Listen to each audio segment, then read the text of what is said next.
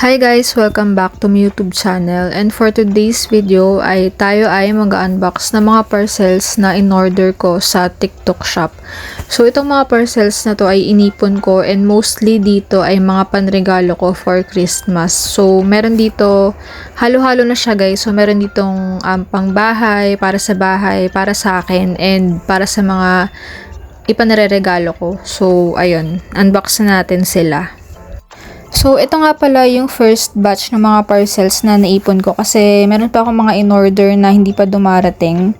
So, baka gawan ko siya ng second video. So, anyway, ito yung mga unang batch. So, ito guys, yung mga parcels na naipon ko. And dito, iniisip ko kung ano ba yung mga laman nito kasi since matagal ko na nga siyang in-order, hindi ko na matandaan kung ano ba yung mga pinag-order ko. So anyway, ayan, buksan natin itong unang parcel.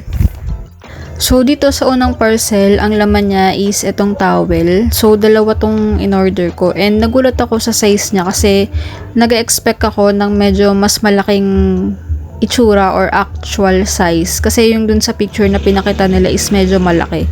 So anyway, ayun, bumili din ako ng medyas.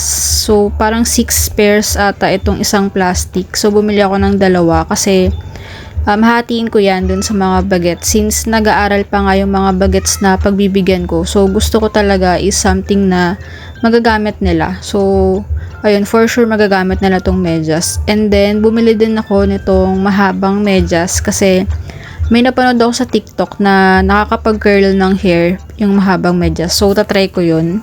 And then, sa next na parcel, ang laman nito is school supplies. So, bumili ako dito ng mga papers, mga intermediate pads. Bumili ako ng envelope. Kasi, di ba pag mga bagets, pag mga high school, grade 12, ganyan, may mga projects. So iniisip ko na ito na lang bibigay ko para in case may mga projects sila, at least 'di ba meron na sila. So ayun, bumili ako na tong 10 pieces na brown envelope. So yun, medyo nagusot yung gilid niya pero okay pa naman siya. So 10 pieces na long, and then meron din siyang short. So bumili ako ng 10 pieces. So hahatiin ko yan dun sa mga pagbibigyan ko para at least meron sila. Kasi 'di ba usually pag mga envelopes lalagyan ng mga documents or mga projects nila, ganyan.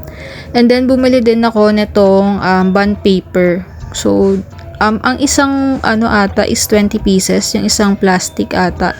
So dito bumili ako ng long and short, pero na-realize ko na tatlong klase pala yung binili ko kasi meron dyang A4. So tatlong klase yung nabili ko, long, short, and then yung A4 na size na bond paper.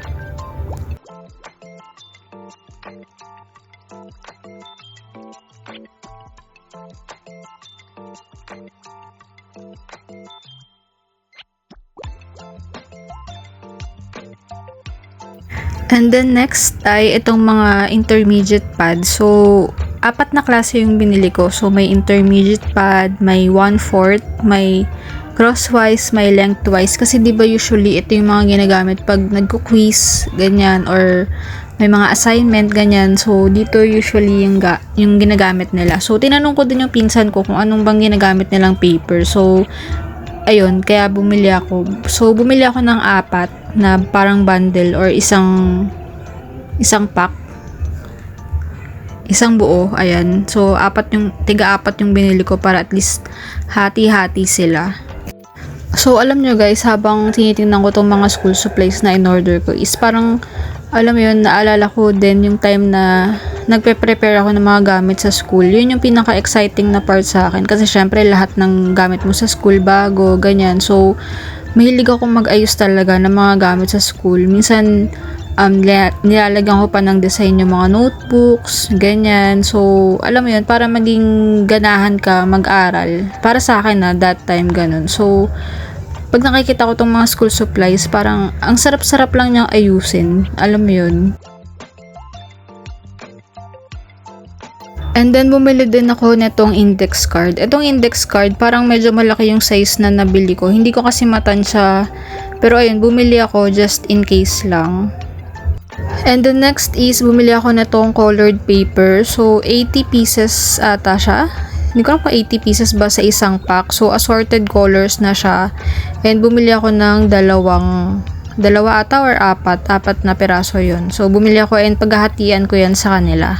And then next is bumili ako na tong string bag na small kasi ang cute niya, parang pwede siyang maging coin purse. So next na parcel, so eto nag-order ako ng parang envelope na lalagyan. So medyo disappointed ako dito kasi may mga scratches na yung labas niya. Ayun no, parang may mga tawag doon tupi, yun may mga tupi. So ayun, bumili din ako ng mga pencil. So, ayan, parang 10 pieces isang pack. So, ibibigay ko din yung paghahatian ko sa kanila. And then, itong sketchbook. So, akala ko medyo malaki siya. Pero, ayun, medyo maliit pala siya. And then, itong mini notebook. So, para sa akin to kasi may gagawin ako dito. So, ang cute lang ng design. And then, bumili ako nitong tatlong, parang, ano siya. Hindi ko alam kung pencil case ba to or anong tawag dito. Pero, ang cute niya kasi, manipis lang siya. Para siyang pencil case. And, ayun, lalagay ko kasi dito yung mga bibigay ko sa kanila mga pencil and ball pen. So, para isang lalagyan lang. So, mura lang to guys. Parang 8 pesos isang pack. So, dito guys, mapapansin nyo na ang daming ang parcel kasi iba't ibang shops yung binilahan ko. Kasi sa isang shop, hindi available lahat ng gusto ko. So, ayun, iba-ibang shop nga yung in-orderan ko. So, next na parcel is bumili ako na itong calculator, mini calculator para dun sa mga bagets. So, dalawa lang binili ko and chinek ko kung gumagana siya. So, ayun, gumagana naman siya pareho.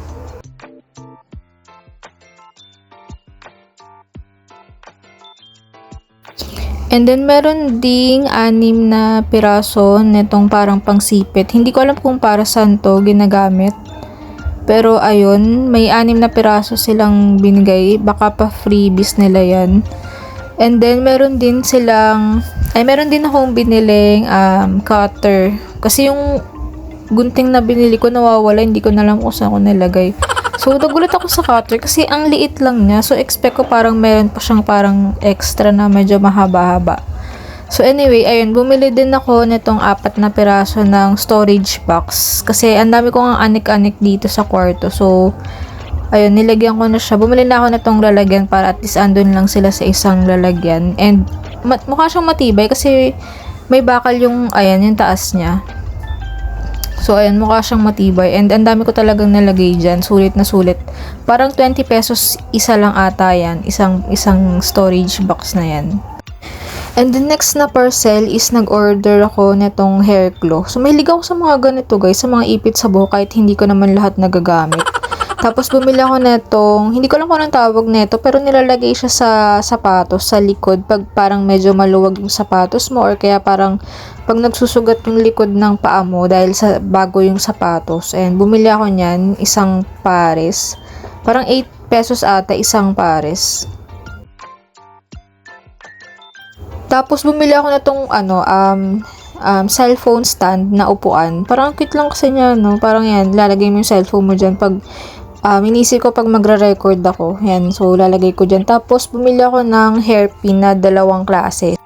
So, yung mga hairpin ko is hindi ko na alam kung saan ko nalagay and paubo siya ng paubo. So, bumili na ako ng 2 klase. And, yung isa na may lalagyan, nakitaan kasi ako may lalagyan siya. So, binili ko yun.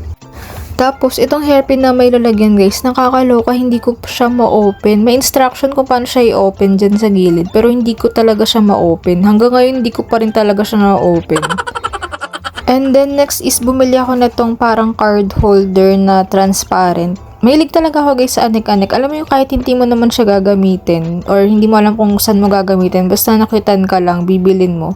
So, yan, ganun ako. So, ito, binili ko siya kasi, ayun, ewan ko, nakitan lang talaga ako and bala ko siyang lagyan ng mga cards. And then next is, bumili ako na tong ponytail. So, ayan, expect ko medyo malaki siya, pero ganyan lang pala siya. And then, bumili ako nitong parang clip. Kasi nakikita ko to sa TikTok, yung parang ikiklip mo yung clip siya, tapos ikiklip mo pa yung bangs mo, yung ganun. Parang ang ganda niya kasi sa picture. Pero alam nyo guys, sinry ko siya, hindi ko kaya. And hindi ko ma-achieve yung look na pinapakita dun sa TikTok na picture. So, X ito sa akin. X itong item na to sa akin kasi ang hirap talaga. And then next is bumili ako nitong tape measure. So akala ko si Rasha, hindi ko na siya mabalik. Yung pala pinipindot pala yung bilog niya, nakakaloka. So bumili ako nitong tape measure kasi nag-order ako ng mga damit sa TikTok shop. So gusto ko malaman kung ano na ba yung size ko ngayon kasi nakakaloka. Talagang jumubis tayo mga ante. And then next guys, itong heatless curl. So ayan, makikita nyo may instruction kung paano siya gamitin. And nakikita ko lang to sa TikTok shop and nainganyo ako kasi ayoko na talaga magpa-reband. So ayoko na ng straight na buhok. So gusto ko may something na nagaganap sa buhok ko. And yung buhok ko kasi guys, buhaghag siya. So imbis na buhaghag lang siya na alam mo yun, nakalugay, gusto ko i-curl na lang siya kahit paano. Para kahit paano may, alam mo yun, may design yung hair ko, ganun. So, bumili ako nito and tinry ko na siya. Actually, parang 2 weeks ko na siyang ginagamit. And may kita nyo dito yung hair ko na, ano talaga siya, curl talaga siya. Pero, ipapakita ko sa inyo yung picture na, ano siya, na curl talaga siya pag bagong tanggal nyo siya. So, ayan. Meron kasi akong ginagamit na, ayan, luma na. So, medyo ano na siya, medyo hindi na siya gumagana kasi nga bali-bali ko na siya gawa nga ng parang overnight kasing nakalagay sa hair ko yan. So, bali ito guys, yung picture na sinasabi ko sa inyo na itsura kapag tinanggal nyo yung heatless curl sa hair nyo. So, ang ginagawa ko kasi, binababad ko na siya sa hair ko or kino-curl ko na siya sa hair ko. Tapos, matutulog ako overnight and then pag-aalis na ako, dun ko lang siya tinatanggal. So, and ganyan yung itsura ng pagka-curl niya. So, itong makikita nyo sa picture, ito yung hindi ko siya binabrush or hindi ko masyadong sinusuklay kasi gusto ko nga na malalaki yung curls. Ayoko nang parang, kasi pag sinuklay ko siya nagiging buhaghag din eh. So, hindi ko siya masyadong sinusuklay para hindi mawala yung pagka-curl niya. And ayun, maraming video sa TikTok kung gusto nyong magganito. Maraming instruction. Doon ako natuto sa mga kakanood ko ng TikTok video kung paano mag-curl. Sa una, sobrang hirap. As in, hindi ko magets kung paano ba. Kasi marami siyang styles, maraming way para ma-curl yung hair. So, hindi na ako naglalagay ng spray net para lang mag-hold yung curls niya. Pero, kung hindi mo siya masyadong susuklayin, mag-stay ng mahaba yung pagka-curl niya. So, hanggang buong maghapon, naka-curl yung hair mo. So, ayun, kung gusto niyo matuto niyan, mag-search lang kayo sa TikTok ng heatless curl. And, nabili ko yon yung item na yon for 59 pesos lang. Kasi ano lang siya parang malambot na foam. Ganun lang siya. And yung mga ponytail na pang-hold dun sa hair. So, ayun. Kung gusto nyo is manood lang kayo sa TikTok. So, anyway, that's all for today's video. And antayin natin yung part 2 para sa iba pang parcel. So, thank you for watching.